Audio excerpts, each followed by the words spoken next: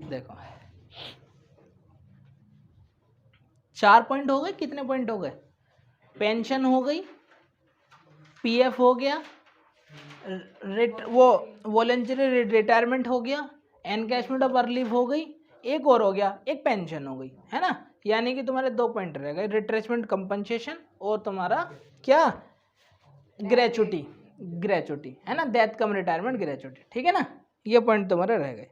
तो अब आ जाओ तुम रिट्रेसमेंट कंपनसेशन को लिखते हैं बड़े ध्यान से। देखो डाल दो हेडिंग रिट्रेचमेंट कंपनसेशन।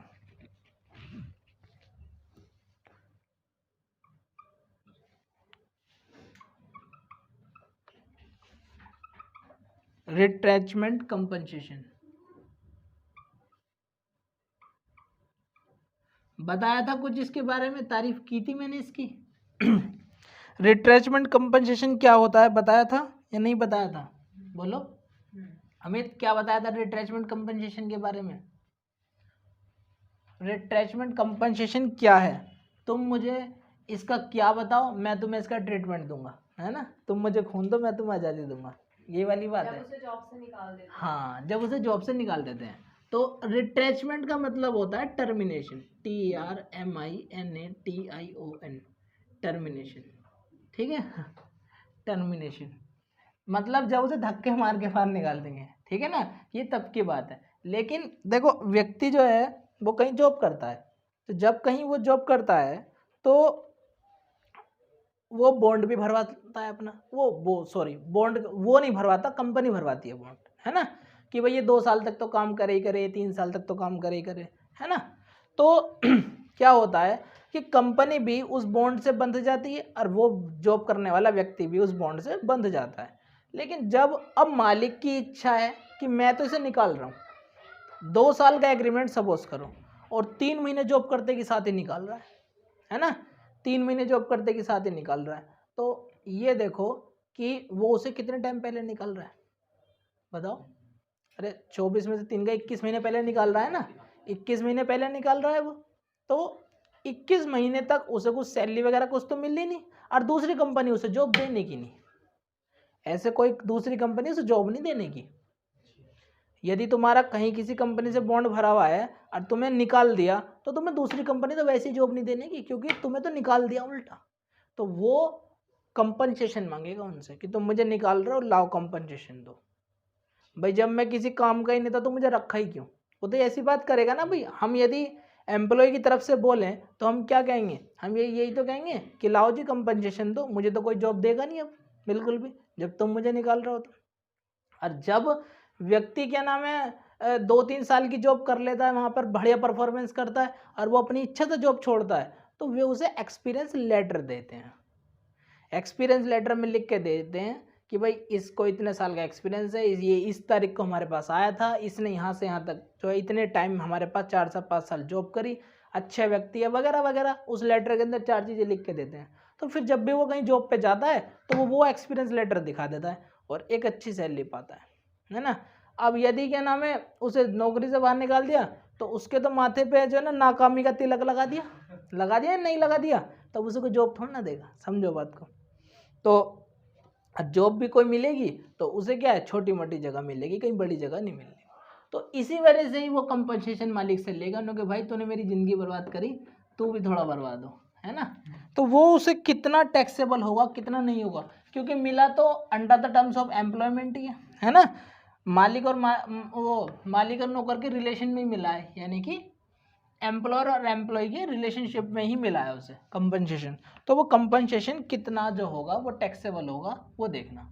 यहाँ पे पहले हम कौन सा पोर्शन निकालेंगे, सबसे पहले हम पोर्शन निकालेंगे इसमें एग्जाम्ड पोर्शन, और फिर बचा हुआ टैक्सेबल हो जाएगा, ठीक है ना। तुम याद रखना, जब हमने अलाउंस की कैलकुलेशन करी थी और जब हमने रिटायरमेंट बेनिफिट की कैलकुलेशन करी है अब, तो इन दोनों में हम लोअर ऑफ एग्जाम्ड की कैलकुलेशन करते हैं, ठीक है ना। हम यहाँ पर एग्जाम निकालते हैं, लेकिन परक्यूसिट में हम टैक्सेबल पोर्शन की कैलकुलेशन करते हैं, वहां पर डायरेक्ट टैक्सेबल पोर्शन निकल कर आता है कि इतने का फायदा मिला, इतना मुझसे ले लिया, जो बचा वो टैक्सेबल, सीधी साधी कैलकुलेशन है। Lower of exam. तो जो मैं पॉइंट लिख रहा हूँ इनमें से लोअर ऑफ क्या हो जाएगा, एग्जाम्ड हो जाएगा। फर्स्ट पॉइंट है तुम्हारा वही, तुम्हें याद होगा, actual amount receive, actual amount receive, है ना। देखो हर एक पॉइंट के ट्रीटमेंट में एक्चुअल अमाउंट रिसीव है, तो तुम लोग एक्चुअल अमाउंट रिसीव पॉइंट तो अपना कॉमन पॉइंट बना लो, बाकी पॉइंटों को दिमाग में सेट करके रखो बिल्कुल बढ़िया करके, ठीक है ना। एक्चुअल अमाउंट रिसीव, है ना, ऑफ कंपनसेशन, कंपनसेशन के नाम पर क्या मिला है इसे, और दूसरी इसकी लिमिट बना दी इन्होंने 5 लाख। 5 लाख लिमिट अभी हमने लिखी है, किसकी लिखी थी बताना जरा। 5 लाख लिखी थी हमने वॉलेंटरी रिटायरमेंट की। तो वो अब ध्यान रखना, वॉलेंटरी रिटायरमेंट में भी 5 लाख की लिमिट है, और तुम्हारा जो है रिट्रेचमेंट कंपनसेशन में भी 5 लाख की लिमिट है, ठीक है ना। एक हमने एक लिमिट और लिखी थी 3 लाख, वो थी हमारी एनकैशमेंट ऑफ अर्न लीव में, है ना।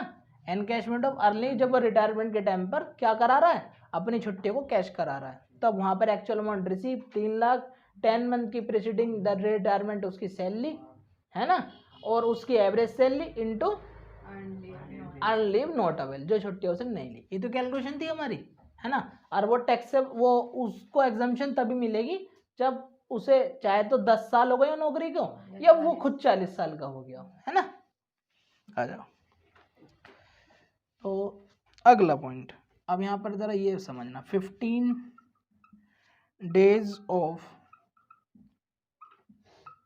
completed year of service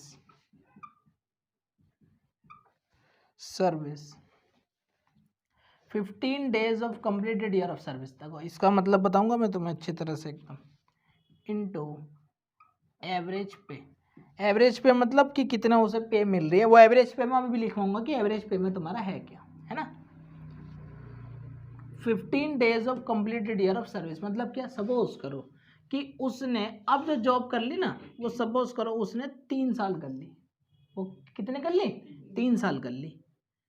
तुम 3 साल में हर साल में से 15-15 दिन बाहर निकाल लो, 15-15 का मतलब आधा महीना बाहर निकाल लो, 15 दिन मतलब आधा महीना तो होता है, 15 दिन बाहर निकाल लो।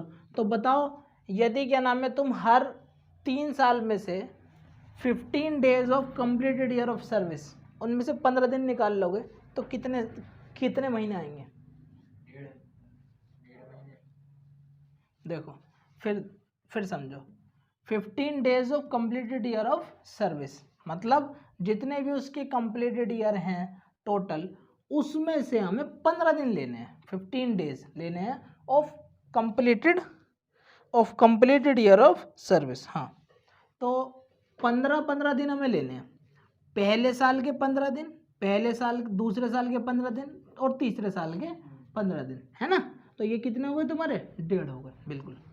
अब देखो तरीका देखो, मैंने तुम लोगों से क्या बताया था, मैंने तुम लोगों से एक बात बताई थी कि सबसे बढ़िया तरीका यही होता है कि जैसे सपोज करो वो जो जॉब कर चुका, वो 20 साल नौकरी कर चुका, और अब उसे मालिक जो है वो बाहर निकाल रहा है, तो भैया 15 days of completed year of service, इस 20 साल का एक एक महीना निकालोगे तो कितने महीने आएंगे, 20 महीने आएंगे, है ना। और ये 20 महीने तो हैं, एक महीना 30 का होता है, तो 15 पर कितना, या ये तो 20 महीने हैं, लेकिन हमें तो आधा महीना लेना है नहीं इनमें से, है ना। तो आधा कर दो तो कितना हो जाएगा, 10 महीने। कितना हो जाएगा, 10 महीने। ऐसे सोचो, कैलकुलेशन जब खैर उसमें आएगी, क्वेश्चन में आएगी, तब समझ जाओगे तुम अच्छी तरह से।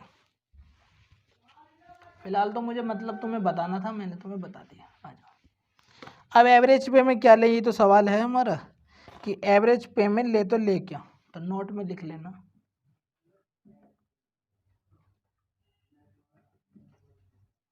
एवरेज पे में वही basic salary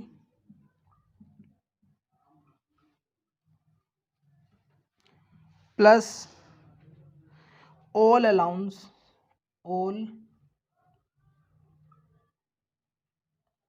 plus all परक्यूसिट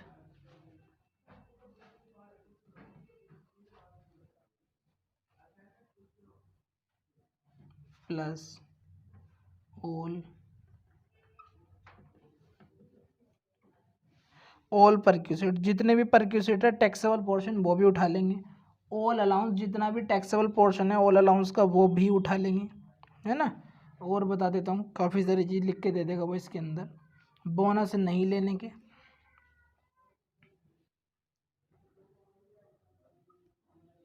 retirement benefit नहीं लेने के, पेंशन वो पेंशन या फिर पीएफ वगैरह वगैरह नहीं लेने के। और इसके अंदर यदि वो बोल दे ग्रेचुटी, तो ग्रेचुटी भी नहीं लेने के। मतलब लेंगे क्या, basic salary, all allowance, all perquisite. अब तुम पूछोगे कि ऑल अलाउंस के अंदर डीए भी आता है, DA under the terms of employment लूँ या नहीं लूँ, है ना। तो DA under the terms of employment हो या ना हो उठा लेना, ठीक है ना। DA under the terms of employment हो या ना हो उठा लेना। उसने बोला ऑल अलाउंस, ऐसा उसने बोला नहीं कि DA under the terms of employment ही उठाइयो, ठीक है ना।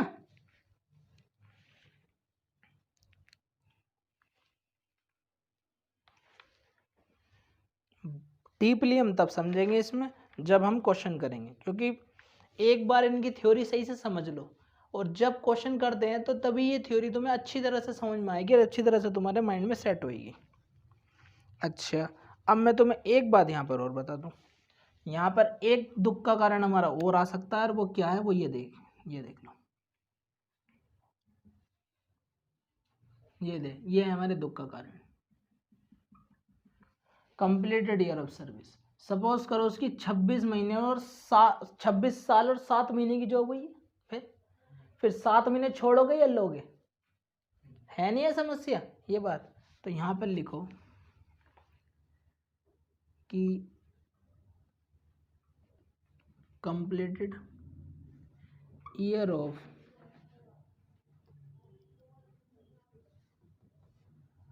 Service, completed year of service more than 6 month, ये ना देखना जरा। completed year of service means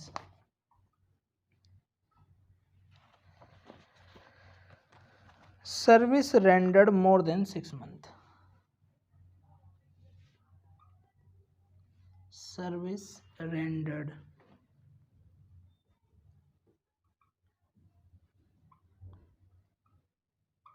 more than 6 month। कम कहाँ है, वो रिसीव है शायद, भैया बोल क्या है, ठीक है। सर्विस रेंडर्ड मोर देन 6 मंथ। तुम लोग लैंग्वेज मत जाओ, तुम लोग भावनाओं पे जाओ, है ना। मेरी इंटेंशन क्या है वो देखो तुम, आज आपने मेरे वाला डायलॉग बोला है ना। मैं तो सभी के डायलॉग बोलता रहता हूँ, अमिताभ बच्चन के डायलॉग भी तो बोलता हूँ मैं। एक चुटकी सिंदूर का वो अमिताभ बच्चन का है।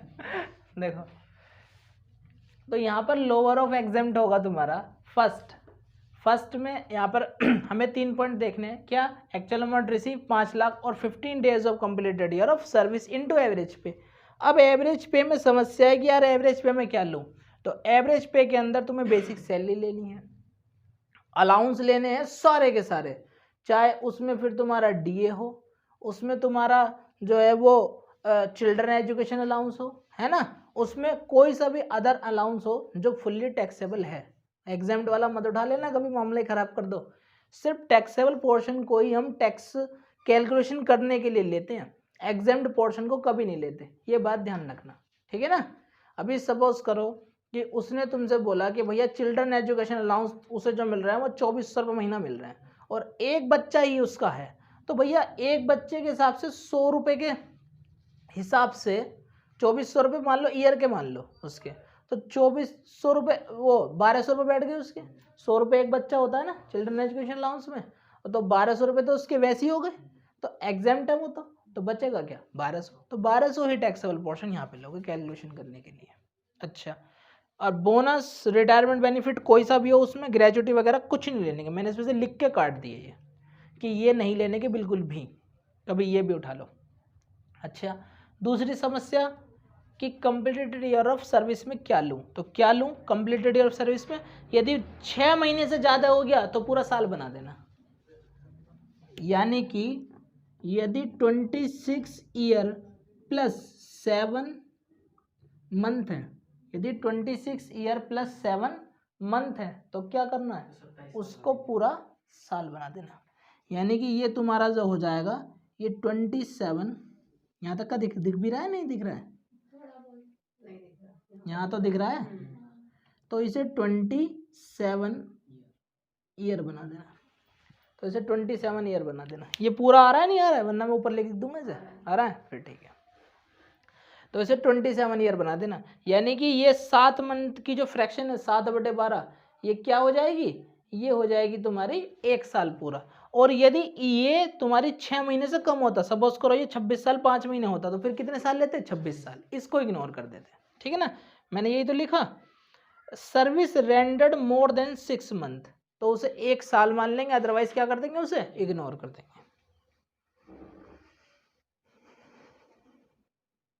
चलो इसे तुम नोट करो ढंग से पहले, इसे तुम नोट करो। तो हो गया ना ये तो क्लियर तुम लोगों को। एक बार और बताऊं, है एक्चुअल अमाउंट रिसीव 5 लाख और तुम्हारा 15 days of salary of completed year of service, यानी कि जितने भी उसने कंप्लीट ईयर कर दिए उनके 15-15 दिन की सैलरी उठा लेना, ठीक है ना, उनकी 15-15 दिन की सैलरी उठा लेना इनटू एवरेज पे। और इन तीनों में जो भी लोअर होगा वही क्या हो जाएगा तुम्हारा एग्जेम्प्ट, और बचा हुआ पोर्शन हो जाएगा तुम्हारा टैक्सेबल। तो बताओ बचा हुआ पोर्शन टैक्सेबल कैसे करोगे, जितना अमाउंट रिसीव हुई इसमें से एग्जेम्प्ट माइनस कर देना, टैक्सेबल निकल गया तुम्हारे हाथ में, ठीक है ना।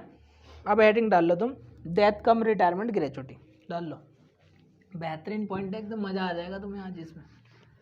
ग्रेचुटी को यदि तुमने ढंग से पढ़ लिया ना तो तुम्हारा एग्जाम में क्वेश्चन छूटने का नहीं है, क्योंकि ग्रेचुटी आने के बाद में अच्छा बच्चा पेपर छोड़ देता है, मतलब क्वेश्चन छोड़ देता है, लेकिन ग्रेचुटी तुमने ढंग से पढ़ लिया तो मज़ा आ जाएगा। ये देखो मैंने इसका खैर चार्ट ऐसे बना रखा है कि तुम्हारा पेपर छूटने का नहीं है, थ्योरी नहीं लिखवाता मैं इसी वजह से, चार्ट पे फोकस करते हैं। हाँ चार्ट को इसको ढंग से चाट देते हैं। देखो यहाँ तक का दिख रहा है ना,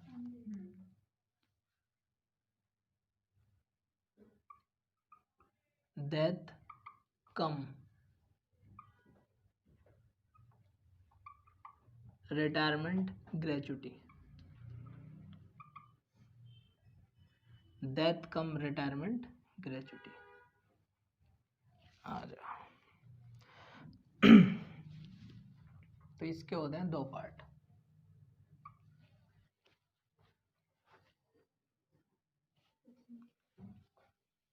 क्या हुआ, समझ में नहीं आ रहा? नहीं वो मेरे को लगा चार्ट बनवा दीजिए। गवर्नमेंट एम्प्लॉय, और चाहे वो गवर्नमेंट एम्प्लॉय तुम्हारा सेंट्रल गवर्नमेंट का हो, स्टेट गवर्नमेंट का हो, या लोकल अथॉरिटी हो, छोड़ो लोकल अथॉरिटी लिखो ही मत, सीजीओ या एसजीओ, है ना, सभी के लिए क्या है, क्या होना चाहिए, एक्सपेक्टेड करो, एग्जेम्प्ट, सभी के लिए क्या है, एग्जेम्प्ट। और कैसी एग्जेम्प्ट, फुल्ली, ये दिख रहा है यहाँ तक का, फुल्ली एग्जेम्प्ट है भैया। फंसेगा कौन बताओ, दुखी आत्मा, ये फंसेगा बेचारा, ये बेचारा है, ये बेचारा नहीं, ये डाकू आदमी है, ये नॉन गवर्नमेंट एम्प्लॉय है ना, ये डाकू आदमी है, इसने गवर्नमेंट जॉब के लिए मेहनत ही नहीं करी हैं। नॉन गवर्नमेंट एम्प्लॉय, इसी के लिए हमें मेहनत करनी पड़ रही है। देखो कितने चार्ट बनाने पड़ रहे हैं हमें इसकी वजह से, यही है खतरनाक आदमी। तो इसके हमारे होते हैं 2 पार्ट भैया। पहले तुम्हारा कवर्ड अंडर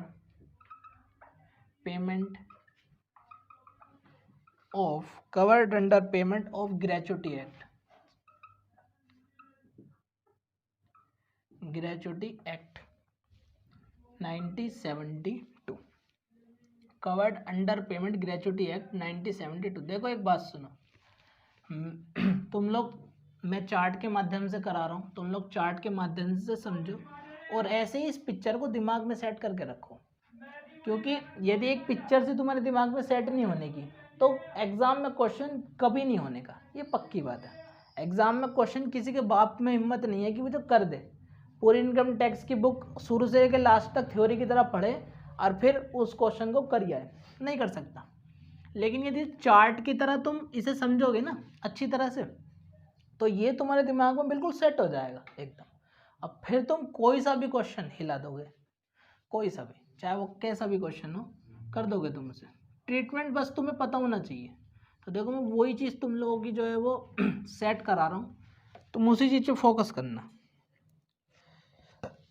और दूसरा है हमारा note covered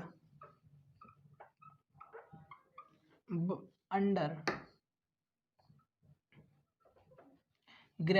note covered under payment of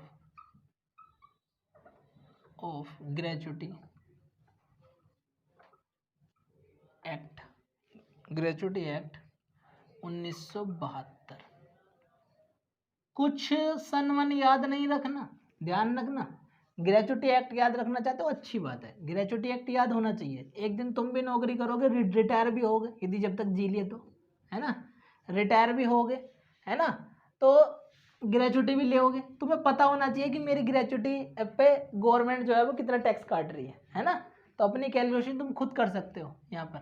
यहाँ जितना मैंने तुम लोगों को बताया, तुम अपनी सैलरी की कैलकुलेशन खुद कर सकते हो। ये देख लो, किसी चार्टेड अकाउंटेंट के पास तुम्हें जाने की जरूरत नहीं कि मेरी सैलरी का टैक्स निकाल के बता दो, तुम अपनी कैलकुलेशन खुद कर सकते हो। रेजिडेंट तो तुम हो ही, वो तो तुम जानते ही हो। सैलरी कमाओगे या बिजनेस से करोगे, कोई सी भी कैलकुलेशन तुम आराम से कर सकते हो अपनी। अच्छा जी, चलो खैर आ जाओ। इसके अंदर हमारा क्या क्या एग्जाम्प्ट होगा भैया, वो देखना है ना। लोअर इज एग्जाम्प्ट,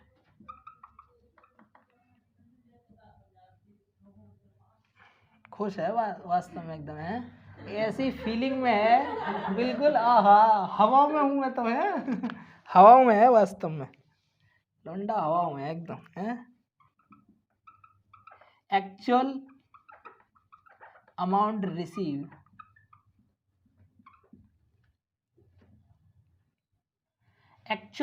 रिसीव दूसरा है 10 लाख रुपया। कितना? 10 लाख रुपया। और अगला पॉइंट है इसमें 15 days salary into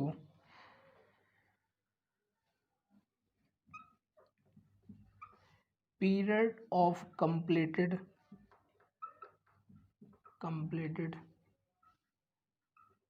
year of service, completed year of service into completed year of service। अच्छा जी, अब इसके अंदर देखना जरा, 3 पॉइंट है, 3 पॉइंट याद रखने हैं। एक्चुअल अमाउंट रिसीव 10 लाख और 15 days salary into completed year of service. जितना भी मतलब 10 साल 20 साल 50 साल, है ना, जितने भी उसने नौकरी करी है, 50 साल तो नहीं करे होंगे, 10 साल की उम्र में तो नहीं लग गया होगा, रिटायरमेंट होता 60 साल की उम्र में, 10 साल की उम्र में तो खैर नई जॉब करने लग गया होगा, इतना भी नहीं हो सकता, पर हाँ 40 साल की जॉब हो सकती है, 35-40 साल की जॉब हो सकती है बहुत आराम से। अच्छा जी, तो भैया कैसे कैलकुलेशन करनी है वो देख लो बस ध्यान से। सैलरी में क्या क्या लिया है, बेसिक सैलरी, पहले मैं पूरा चार्ट बना दूं, उसके बाद मैं एक्सप्लेन कर दूंगा ढंग से, तुम्हारे दिमाग में बसा दूंगा इसे। प्लस डी, अभी बताऊंगा D under the terms of employment होने चाहिए या नहीं होने चाहिए, है ना। 15 days salary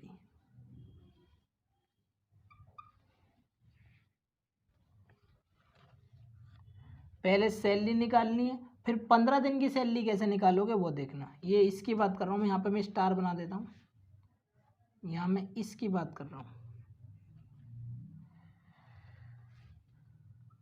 last drawn salary divide by 26 days into 15 days into 15 days. अच्छा, ये 26 क्या है? That is working in a month. बोलो 26 दिन क्यों लिए पूरे महीने में? 4 दिन संडे के काट दिए भैया, ठीक है ना। 4 दिन किसके काट दिए? संडे के काट दिए। इनकी कैलकुलेशन में इन्होंने 26 दिन लिए। मैं अपने पास से लॉजिक बता रहा हूँ कि 4 दिन संडे के काट दिए, तो मैं ऐसे याद रखना। ऐसे इन्होंने लिख के नहीं दिया कहीं पर भी पूरे इनकम टैक्स की बुक के अंदर कि इन्होंने 4 दिन संडे के ही काट दिए क्या, ठीक है ना। इन्होंने कैलकुलेशन में 26 दिन लिए हैं कि लास्ट ड्रॉन सैलरी की जो तुम्हारी सैलरी है वो 26 दिन की है, तो 15 दिन की सैलरी कितनी। नॉर्मली किसी फैक्ट्री में, किसी फर्म में कैलकुलेशन 26 दिन पर ही होती है, ठीक है ना। नॉर्मली 26 दिन पर ही होती है, वो 4 दिन संडे के काट देते हैं। ये वो ग्रेचुटी एक्ट में कवर्ड होता ही होता है, इन्हें कराना पड़ता है, रजिस्ट्रेशन कराना पड़ता है। यदि नहीं है तो फिर तो पूरी 30 दिन की लोगे ना, यदि नहीं है तो अभी देख लेंगे। अच्छा, अब फिर एक झमेला और आ गया कि भैया यहाँ पर कंप्लीटेड ईयर ऑफ सर्विस में फ्रैक्शन इग्नोर करूँ या क्या, तो क्या करूँ। तो यहाँ पर इसके नीचे नोट लिख लेना बिल्कुल ध्यान से, note.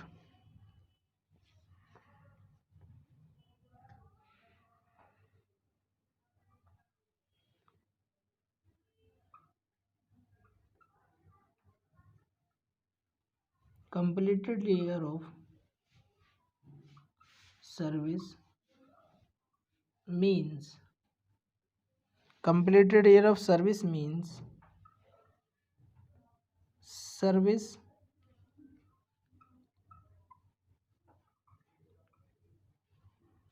render more than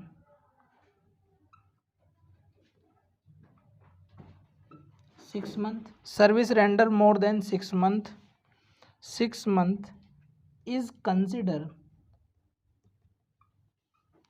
full year। वही लाइन है जो मैंने अभी लिखवाई थी, है ना, ईयर के बारे में कि कंप्लीटेड ईयर ऑफ सर्विस का मतलब क्या है, service render more than 6 month is consider as full year, ठीक है ना। यानी कि यदि तुम्हारी 6 महीने से ऊपर की जॉब हो गई, यदि तुम्हारी सपोज करो 25 साल 6 महीने की जॉब हो गई, तो तुम क्या कर लोगे, उसे पूरा साल बना लोगे। 6 महीने भी इसमें कैलकुलेट हो जाएंगे, मोर देन 6 मंथ नहीं, 6 महीने, 6 या 6 महीने से ऊपर, 6 महीने से एक दिन भी नीचे है तो उसे इग्नोर कर देंगे, ठीक है ना भाई। ये तुम समझ जाओ बस ध्यान से। अब मैं तुम्हें लिखवाता हूँ इसके आगे की कहानी, आ जाओ।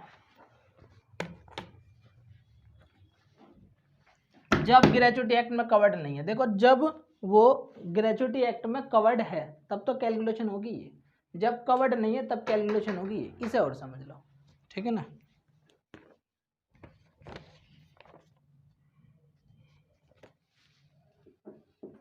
यार मजा नहीं आने का इसमें तो।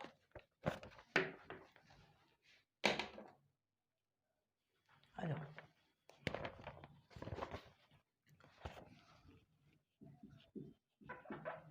लोअर ऑफ एग्जेम्प्ट,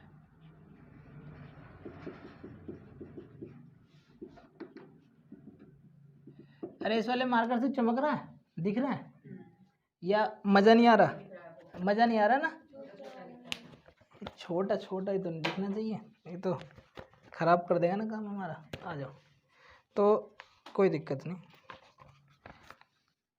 यहाँ पर फर्स्ट पॉइंट डालते हैं, एक्चुअल अमाउंट रिसीव, शॉर्ट में लिख दो, कोई समस्या थोड़ी ना, एक्चुअल अमाउंट रिसीव। दूसरी, यहाँ पर भी 10 लाख की ही जो है वो लिमिट रखी गई है, और 1/2 मंथ, यहाँ पर 15 दिन का मतलब आधा महीना मत समझ लेना, 15 दिन का मतलब 15 दिन है, 15 दिन का मतलब 15 दिन है। क्यों पूछो, क्यों? क्योंकि यहाँ पर पूरा महीना 26 दिन का है, यहाँ पूरा महीना 26 दिन का है, यहाँ 30 दिन का महीना नहीं है। ये क्यों का जवाब पूछा करो तुम मुझसे, 70 जवाब पूछोगे 80 का जवाब दूंगा मैं तुम्हें। 26 का महीना है पूरा, 30 का नहीं है, वरना तो मैं 15 दिन को हाफ महीना ही लिख देता जैसे मैंने वहां लिखा है। समझ में आ गई बात। Half month of salary, half month average salary. अब एवरेज के बारे में भी लिखूँ, यहाँ पर मैंने स्टार बना दिया एवरेज के, अच्छा वहाँ मैंने स्टार बनाया था, यहाँ मैं हैशटैग बना रहा हूँ।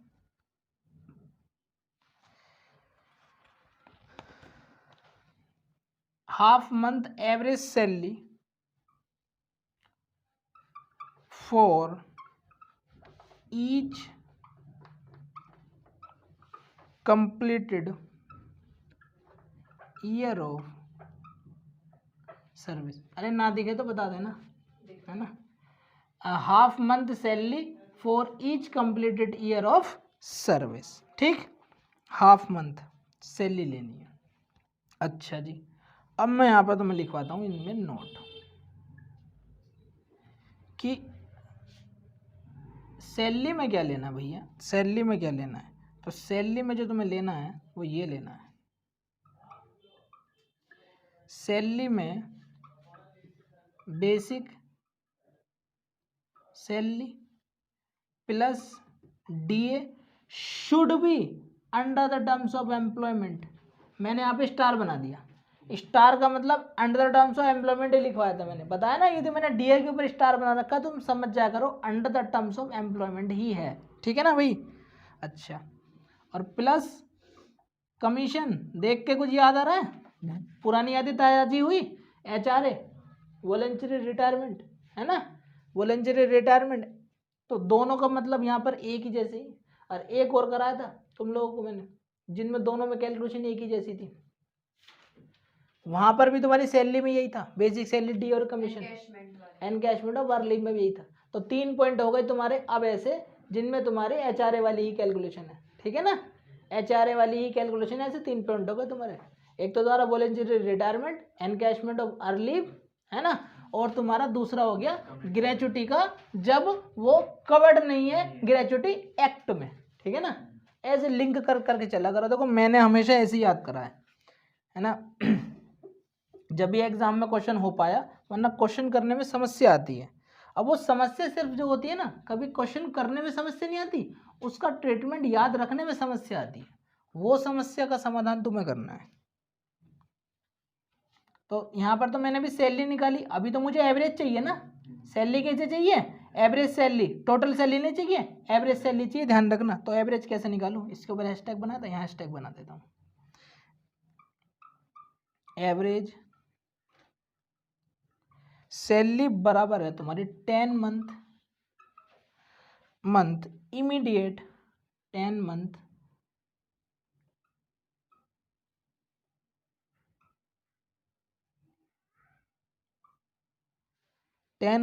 immediately preceding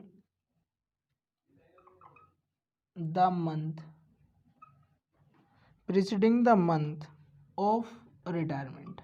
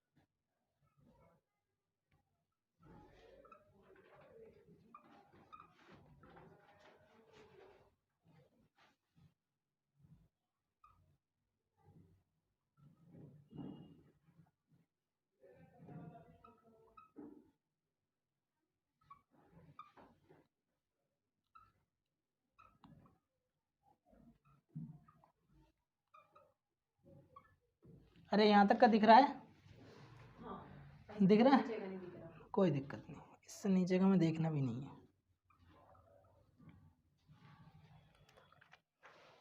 अब देखना जरा, अब मैं तुम्हें पहले तुम थोड़ा सा उतारो, थोड़ा सा क्या पूरा उतारो इसे ढंग से, और फिर मैं तुम्हें पढ़ाता हूँ इसे।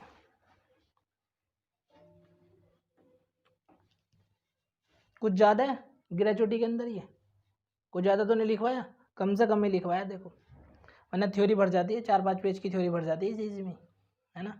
लेकिन एक पेज पे तुम्हारा सफिशेंट हो गया, ये आ गया।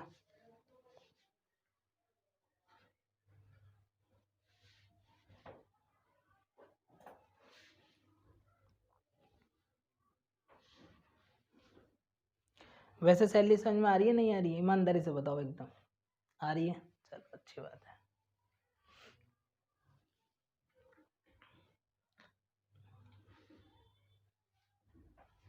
सैलरी के बाद हम करेंगे हाउस प्रॉपर्टी। छोटा सा टॉपिक है, जैसे तुम लोगों का शुरू में रेजिडेंट स्टेटस था ना, हाउस प्रॉपर्टी बिल्कुल उसके जैसा ही है, उतना ही बड़ा है टॉपिक। जैसे रेजिडेंट स्टेटस आसान था, ऐसी वो आसान है। बस मैंने सैलरी पहले इस वजह से करा दिया था कि बहुत सारे टीचर इसे सैलरी को बाद में कराते हैं, अब वो रिवीजन का टाइम नहीं मिल पाता। ये जितने टाइम तुम्हारे दिमाग में ज़्यादा रहेगी ना, उतना ही फ़ायदा मिलेगा तुम्हें। आज तुम इसे रिवीजन में करोगे ना, तो तुम्हें ऐसे लगेंगे इसके सवाल एकदम हलवा, मिनटों मिनटों में निपटा दोगे तुम इसके सवाल।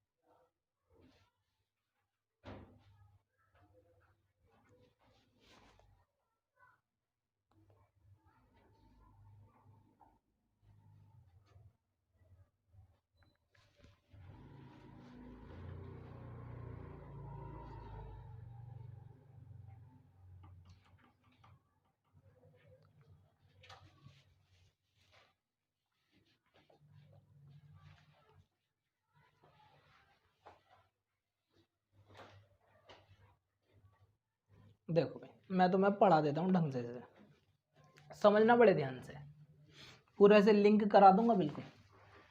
डेथ कम रिटायरमेंट ग्रेचुटी, यानी कि वो उपहार, ग्रेचुटी तो उपहार होती है, बताया था, उपहार इनाम कह दो, कुछ भी कह सकते हो तुम इसे। तो ये वो पेमेंट होता है तुम्हारा जो रिटायरमेंट के टाइम पर मिलता है, या किसी व्यक्ति की जब डेथ हो जाती है तब मिलता है, ठीक है ना। और डेथ भी ऐसे नहीं कि आज मान लो किसी ने ज्वाइनिंग करी और 1 साल बाद उसकी डेथ हो गई तो उसे डेथ कम रिटायरमेंट ग्रेचुटी मिल जाएगी, ऐसा नहीं है। एक टाइम पर हो कि इतने साल की जॉब हो गई, उतने साल की जॉब हो गई, तब उसकी भी लिमिटेशन होती है, वो कंपनी के एक्ट में लिखा हुआ है। हम कंपनीज एक्ट में नहीं पढ़ रहे, हम ये देख रहे हैं कि यदि उसे मिलेगी तो टैक्सेबल होगी या नहीं होगी, ठीक है ना। उसे मिलेगी तो टैक्सेबल होगी या नहीं होगी, वो कंपनी देगी, कंपनी के मालिक जो डिसाइड करेंगे वो होगा, है ना। या जैसा कंपनीज एक्ट में लिखा होगा, क्या पता उसकी बात मानते हो, ठीक। तो हम लोगों को तो सिर्फ टैक्सेबल पोर्शन कैलकुलेट करके जाना है बस, केवल। तो डेथ कम रिटायरमेंट ग्रेचुटी चाहे तो डेथ पे मिलती है या फिर रिटायरमेंट पे मिलती है। अब होती क्या है वो तो समझ गए, ट्रीटमेंट क्या है वो समझ लो। गवर्नमेंट एम्प्लॉय को यदि मिले तो यदि जब भी गवर्नमेंट एम्प्लॉय को तुम्हारी मिलेगी ग्रेचुटी, वो क्या हो जाएगी, फुल्ली एग्जेम्प्ट। वो फुल्ली क्या हो जाएगी, एग्जेम्प्ट। तो ध्यान रखना, यदि क्वेश्चन के अंदर काफ़ी सारे पॉइंट दिए हैं और साथ में ग्रेचुटी भी है, और कह रहा भैया 5 लाख रुपए ग्रेचुटी मिली है ना, तो ग्रेचुटी को देखकर घबरा मत जाना, पहले ये देख लेना कि गवर्नमेंट एम्प्लॉय है या नॉन गवर्नमेंट एम्प्लॉय है। यदि गवर्नमेंट एम्प्लॉय है तो उसके लिए क्या है, एग्जेम्प्ट, उसके लिए क्या है वो, एग्जेम्प्ट। नॉन गवर्नमेंट वाले को टैक्स देना पड़ेगा, वो भी कुछ पोर्शन पर, वहां पर कुछ उसे एग्जाम्पशन मिलेगी, बचे हुए पर वो टैक्स देगा। एग्जाम्पशन किस पर मिलेगी वो देखो, तो उसके लिए भी हमें देखना पड़ेगा कि कंपनी ग्रेचुटी एक्ट में कवर्ड है या नहीं है। कंपनी, वो एम्प्लॉय थोड़ी ना ग्रेचुटी एक्ट में कवर्ड होगा, कंपनी ग्रेचुटी एक्ट में कवर्ड है या नहीं है। तो यहाँ पे मैंने लिखा covered under payment of gratuity act. भाई जिस कंपनी में व्यक्ति काम कर रहा है वो कंपनी ग्रेच्युटी एक्ट में कवर्ड है तो कैलकुलेशन ऐसे होगी, यदि वो ग्रेच्युटी एक्ट में कवर्ड नहीं है तो टैक्स की कैलकुलेशन ऐसे होगी। अब ऐसे टैक्स की कैलकुलेशन करने के लिए हमें याद क्या रखना होगा वो देखो, यदि वो ग्रेच्युटी एक्ट में कवर्ड है, क्या है, कवर्ड है, तो हमें क्या लेना है, एक्चुअल अमाउंट रिसीव 10 लाख और 15 days salary into period of completed year of service. इन तीनों में से जो भी लोअर होगा वही क्या हो जाएगा, एग्जेम्प्ट, और बचा हुआ पोर्शन क्या हो जाएगा, टैक्सेबल। बचा हुआ पोर्शन क्या हो जाएगा, टैक्सेबल। अच्छा, अब दुख का कारण हमारा ये है, ये तीसरा पॉइंट हमारा दुख का कारण है। यदि तुम अब नहीं दिख रहा तो क्वेश्चन में दिख जाएगा। 15 डेज ऑफ सैलरी में क्या लूँ और कंप्लीटेड ईयर ऑफ सर्विस में पूरा लूँ या कम लूँ।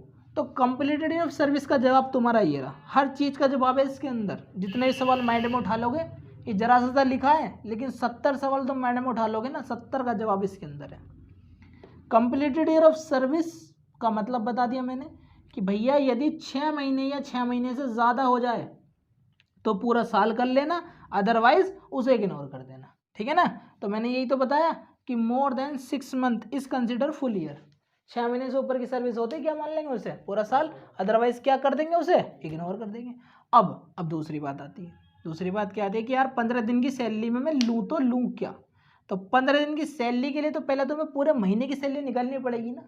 तो पूरे महीने की सैलरी तुम्हें निकालने के लिए क्या करोगे, salary plus basic salary plus DA, basic salary और डीए। यहाँ पर बेसिक सैलरी जो है वो लिख लो, जो या छोड़ो चलो,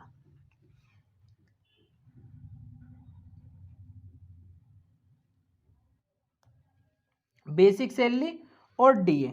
अच्छा, 15 दिन की सैलरी कैसे निकालोगे तुम, 15 दिन की जब तुम सैलरी निकालोगे, 15 दिन की जब तुम इसके अंदर सैलरी निकालोगे ना, तो तुम्हें यहाँ पर क्या करना होगा, तुम्हें यहाँ पर लास्ट ड्रॉन सैलरी जो सबसे लास्ट में निकली। अच्छा, एक कंफ्यूजन और हो सकती है कि बेसिक सैलरी और डीए में क्या लूँ।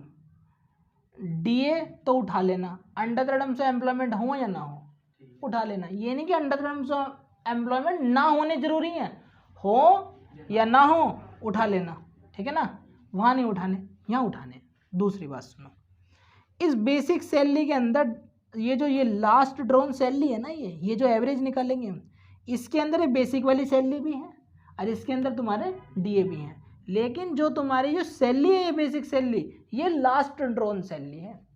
लास्ट ड्रॉन सैलरी है मतलब जो लास्ट महीने में तुम्हें मिली है रिटायरमेंट के टाइम पे। पहले तो बहुत कम मिली होगी ना, सपोज करो ईयर की स्टार्टिंग में वो सैलरी उसकी कम रही हो और आज जो है वो बढ़ते बढ़ते सैलरी उसकी ज़्यादा हो गई है। समझ रहे हो ना बात को, क्या कहना चाह रहा हूँ मैं। तो लास्ट ड्रॉन सैलरी लेनी है, क्या, जो लेटेस्ट सैलरी है उसकी, जो आज चल रही है उसकी, ठीक है ना, वो सैलरी लेनी है। Last drawn salary divide by, ये 26 महीने की है क्योंकि मैंने क्या माना, that is working in a month, कि भैया महीने में 26 दिन ही काम होता है यदि ग्रेच्युटी एक्ट में कवर्ड है तो, अदरवाइज 30 दिन है, अदरवाइज 30 दिन है। तो 26 महीने कितनी, तो 15 दिन की कितनी, तो 15 दिन की सैलरी ऐसे निकल कर आएगी। सपोज करो 15 दिन की सैलरी कैलकुलेशन कर आके आ गई 15,000 रुपये, ये मैं मान लेता हूँ अपने पास से 15,000 रुपये निकल गई। तो भैया 15 दिन की सैलरी आगे निकल के, period of complete year of service, suppose करो उसकी 26 सपोज करो उसकी 14 साल 7 महीने की जॉब है, सपोज करो उसकी 14 साल 7 महीने की जॉब है, सही है। तो 14 नहीं 15 ले लेंगे, 14 नहीं 15 ले लेंगे क्योंकि 6 महीने के बाद में क्या हो जाएगा, वो पूरा साल बन जाएगा। तो यहाँ पर 15 साल की जॉब है उसकी, मैंने क्या लिखा, period of completed year of service में है। तो 15 होते हैं 2 to 5, तो 3 जीरो इसके पीछे चिपका दो, तो यानी कि 2,25,000 रुपये की तुम्हारी इसकी अमाउंट है। आ गई नहीं आ गई, ऐसे कैलकुलेशन करनी है तुम लोगों को। अच्छा, ये तो तुम समझ गए। अब इस पर आ जाओ, इसे भी समझो बड़े ध्यान से।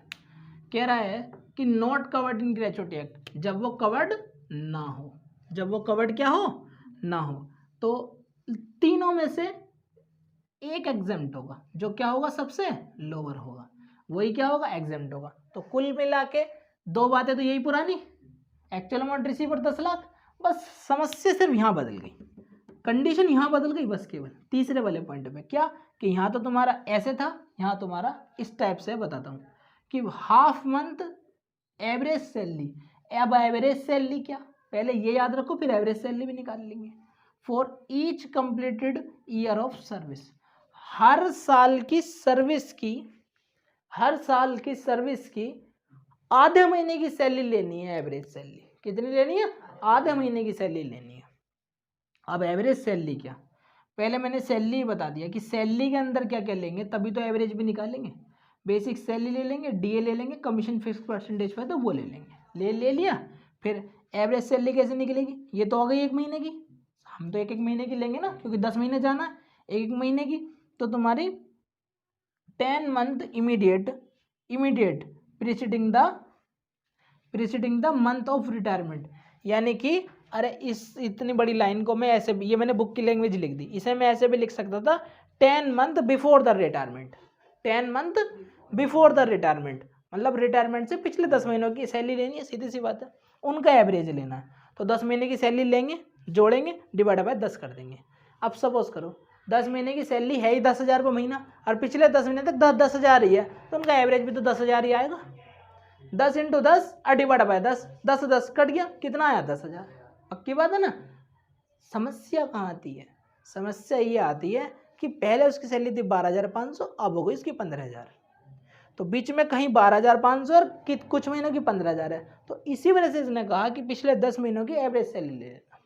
ठीक है, तो 10 महीनों की क्या ले लेंगे भैया, एवरेज सैलरी ले लेंगे। अच्छा, फिर मैंने बताया कि भैया कंप्लीटेड ईयर ऑफ सर्विस क्या, यहाँ पर ये भी तो करेंगे ना, half month salary of completed year of service. तो सपोज करो यहाँ पर कंप्लीटेड ईयर ऑफ सर्विस कितने हो गए तुम्हारे, और वो मान लेते हैं, वो तो खैर उसमें फ्रैक्शन इग्नोर कर देंगे, चाहे 7 महीने हो, 8 महीने हो, या 9 महीने हो, या 10 महीने हो। ठीक है ना, अगले साल का 1 महीना भी गया तो उसे इग्नोर कर देंगे। ठीक है, पूरा का पूरा साल मान लेंगे, अदरवाइज उसे इग्नोर कर देंगे। अच्छा, एक बात और समझो इसमें, यहाँ अभी समस्या आएगी, क्या आएगी वो समझो, यहाँ तो नहीं आने की अब तुम्हें समस्या, समझ गए तुम 15 दिन का चक्कर। यहाँ मानो half month average salary for each completed year of service, आधे महीने की हमें सैलरी लेनी है हर साल के कंप्लीटेड ईयर की। सपोज करो, हर चीज़ एग्जांपल से समझोगे तो बढ़िया समझ में आएगी। सपोज करो उसकी जो जॉब है उसको, उसकी 25 साल की है। सपोज करो उसकी जॉब जो है वो 25 साल की है, पूरी की पूरी जॉब 25 साल की है ना। हमें क्या लेना है, हमें हाफ मंथ का लेना है ना, हमें क्या लेना है, हाफ मंथ का ले लेना है ना हमें, तो हमें तो हाफ का लेना है भाई। तो यहाँ पर half month average salary for each completed year of service, each completed year of service, यानी कि यहाँ पर हमें 25 साल में की जॉब में सब में से आधे आधे महीने उठा लेने हैं, सब में से क्या लेने हैं, आधे आधे महीने उठा लेने हैं। तो भैया यहाँ पर तुम जब सब में से आधे आधे महीने उठा लोगे, तो मैंने तुम्हें तरीका बताया था कि 25 साल में से पूरे महीने उठा लो, तो कितने हो गए, 25 महीने हो गए। 25 का आधा कर दो तो क्या 12.5 महीने नहीं हो गए, क्या 12.5 महीने नहीं हो गए, हो गए 12.5 महीने। अब इसके इंटू एवरेज सैलरी से तो माननी है, अब इसके इंटू एवरेज सैलरी से तो माननी, ले आ गई हाफ महीने की। पक्की बात। तो मैंने सैलरी को आधा ना करके मैंने टाइम को आधा कर लिया। कुछ टीचर सैलरी को आधा करते थे, मैंने सैलरी को आधा नहीं करा, मैंने टाइम को आधा कर दिया। बात तो एक ही है, क्या होगा, सैलरी इंटू टाइम, और सैलरी को 2 से भाग करूँ या टाइम को 2 से भाग करूँ, 2 से तो भाग कर ही रहा हूँ, है ना। तो मैंने टाइम को भाग कर लिया। इससे फ़ायदा क्या है, इससे यह फ़ायदा है कि मुझे सैलरी 15 दिन की नहीं लेनी पड़ने की, मैं हर एक साल में से 15-15 दिन निकाल लेता हूँ। मैंने 25 साल की जॉब में से एक एक महीना निकाला, कितने हो गए तुम्हारे, 25 महीने हो गए। अब 25 को मैंने, अब मुझे 15 महीने लेने ना, तो पूरे 30 महीने तो 15 पर कितना, तो कितने महीने लूँगा मैं, 12.5।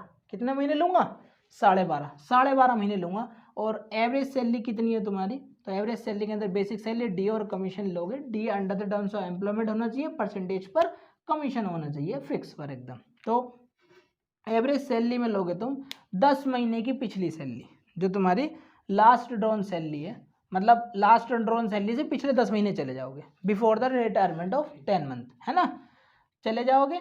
और वहाँ पर उसको जोड़ोगे, डिवाइड बाय 10 करोगे, एवरेज सैलरी निकालोगे और उसकी इंटू यहाँ मार दोगे आके बस। ठीक है, उसके इंटू क्या कर दोगे, यहाँ कर दोगे। सपोज करो तुम्हारी सैलरी जो आ रही है वो 50,000 रुपये आ रही है, सपोज मान लेता हूँ 50,000 रुपये आ रही है। तो 1 जीरो से तो 1 जीरो उड़ गई, 25 पंजे 125 पंजे कितना होते हैं, बोल दो, बोलो, तो मैंने पता कुछ भी। 6,25,000 कितना हो गया, 6,25,000। तो अमाउंट ही आ गई 6,25,000। इस टाइप से तुम्हारी अमाउंट आएगी, अभी क्वेश्चन करेंगे तो मजा आएगा। तो देखो ये हमारा रिटायरमेंट बेनिफिट हुए हमारे पूरे। ठीक है, मैंने तुम्हें पेंशन, ग्रेचुटी और PF, retrenchment compensation, encashment of earn leave, voluntary retirement, है ना, 6 के 6 ये सारे के सारे तुम्हारे करा दिए। ये तुम्हारी क्लास हो गई तुम्हारी इसमें पूरी एकदम। अब हम करेंगे इसमें कल से इसके क्वेश्चन, और कल से पूरे टाइम पर आ जाना ढंग से एकदम, ना इधर ना इधर, है ना। कल से हम इसके क्वेश्चन करेंगे और हम साथ में फिर कॉस्ट अकाउंट भी लेके चलेंगे, ठीक है ना।